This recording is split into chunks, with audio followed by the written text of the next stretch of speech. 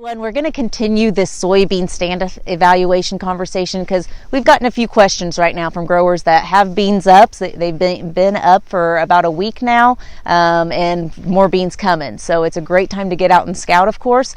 But in different scenarios, we're seeing some gaps, we're seeing some holes in the beans, and it makes us worry. Do we need to be bringing more seed in? Do we need to be getting the bean planter pulled around once it dries out to come in and spot across? So my short answer to that is probably not. We're still pretty early in the bean emergence, but I did want to give you a demonstration, a really good example in some minimum till beans in Richland County, where we have a few gaps and spots, and our average stand count is probably around 80 to 90,000, but we're calling that the worst case. We're definitely going to come back here in about 5 or 6 days and reevaluate because there's some more beans coming, and I want to prove it to you. So let's take a look here in the row. So as you can see, we've got a nice gap here, maybe not nice, but bad gap here that makes you pretty worried about that final stand of beans. We've got two good growing beans here, of course, in the VC growth stage, but we have about 2 feet there of bare ground. So I'm just going to dig here, so bear with me as I'm looking. And as you can see right away, I was able to dig up and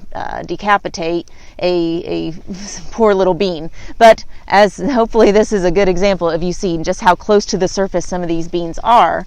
And how just a couple of days, maybe a little bit more sunshine is going to get us in a good place. And here's another one as we think about our stand count. So yeah, here's one. If you can see that, I'll try to clear away a little bit of this dirt without killing this one. There's more beans coming. They're viable. They're going to be a little bit behind these beans here, but once these get up, these are going to count towards the stand, and I would anticipate, without being too painful and trying to find all of these, there's another one even closer to the soil surface. If you can see that one, it's right there. So here in about 2 to 3 days, we're absolutely going to be seeing more beans come up and fill in that maybe uncomfortably thin population.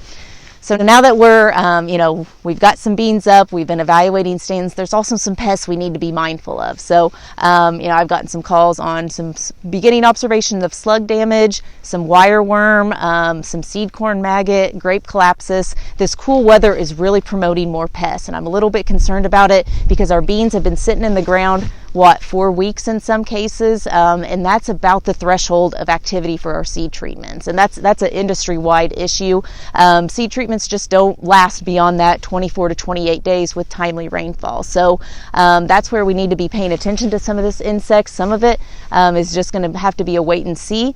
We were able to find one bean out in this field with a really good example of slug damage. So as I hold this bean here, hopefully you can see those beautiful little chew marks. That was not me getting hungry chewing on that cotyledon. That is actually slug damage on both the cotyledon there and a little bit on the stem as well. So if you've never seen slug damage, this is a good example of what to expect and what you might find in a field, especially with a little bit heavier residue.